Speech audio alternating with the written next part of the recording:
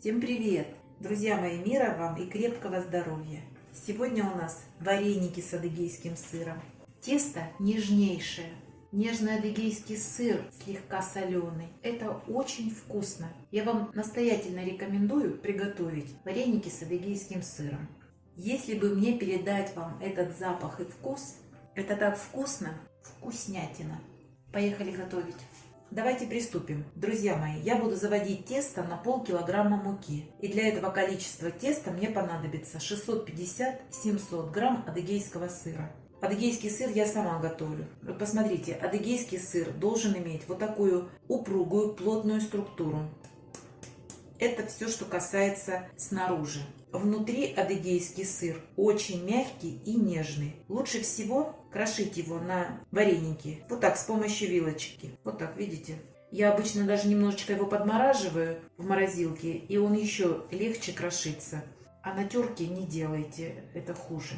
Посмотрите, какая нежная, мягкая структура. На канале есть приготовление адыгейского сыра. Там, кроме подробного рецепта, есть еще вопросы, которые мне до сих пор задают. И я на них подробно отвечаю. Если вам интересно, как приготовить сыр, почитайте и посмотрите. Адыгейский сыр готовят исключительно из кисломолочной сыворотки и молока коровьего. А еще добавляется соль. Все. Никаких уксусов и всяких других химических соединений я не приветствую в адыгейском сыре. Ну, это уже будет просто не сыр. Вы створожите молоко и все.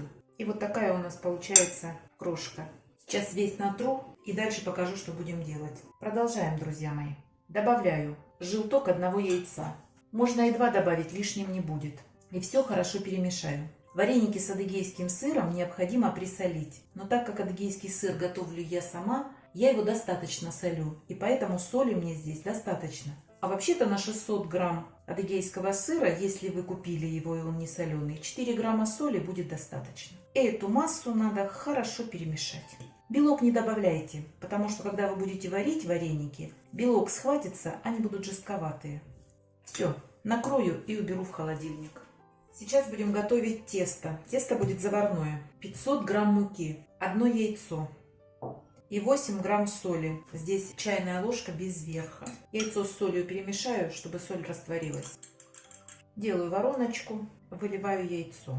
Сюда же добавляю ровно 30 грамм сливочного масла, которое я растопила. Можно в микроволновке размягчить. И буду перемешивать. А в это время вода из чайника у меня налитая стоит немножечко, охлаждается до температуры где-то 85-90 градусов. Всю эту массу надо перемешать, чтобы яйцо смешалось с мукой. Иначе вы добавите кипяток, и яйцо у вас сварится и будет попадаться некрасивыми комочками. Вот так, 30 секунд. А дальше добавляю кипяток. Добавляю, перемешиваю. Еще добавляю, сразу же быстро перемешиваю. И еще. Вот смотрите, здесь может произойти какая история. У вас может получиться больше муки. И в один комок вы эту массу не соберете. Страшного в этом нет ничего. Добавьте кипятка. Если у вас получится жидковатая масса, это может произойти из-за клейковины. У каждой муки своя клейковина. Посмотрите на упаковках с мукой. И тогда вы просто добавите немножко муки. Вот и все. Не надо ничего бояться. Плюс-минус 30 грамм муки. Ничего страшного. И остаток воды выливаю. Все, быстро замешиваю тесто. Масса горячая, поэтому рукой пока я туда не лезу. Она очень быстро остывает, муки много. Сейчас мне надо собрать все в один комочек. Все собрала и буду сейчас на столе вымешивать. Если сильно к столешнице пристает, конечно, добавьте муки. Вот посмотрите, какое тесто. Оно вот такое липучее, но от рук легко отстает. Сейчас я его буду вымешивать в течение 5 минут. Думаю, достаточно. Сейчас посмотрим, какое оно на разрезе. Ну вот. Вот такое однородное, не липнущее к рукам тесто. Убираю в пакет минут на 10-15. Оно должно отдохнуть, отлежаться и созреть. Продолжаем. Отрезаю кусочек. Я работаю с мукой. Однако тесто не липнет, можно и без муки, но с мукой гораздо быстрее. Творог – это молочный, скоро портящийся продукт, а поэтому на столе нет необходимости весь держать. Немножко отберите, а остальное держите в холодильнике. Размер вареников выбирайте сами, но вареники не должны быть очень маленькими, потому что в них тогда будет мало начинки. Раскатываю в жгутик и отрезаю вот на такие брусочки. И по старой доброй традиции я их в кружочек собираю. Удобнее будет раскатывать, и кружок будет формироваться ровный, круглый. Друзья мои, формировать можно, раскатав тесто в пласт и выдавливать с помощью любой формы, какой хотите.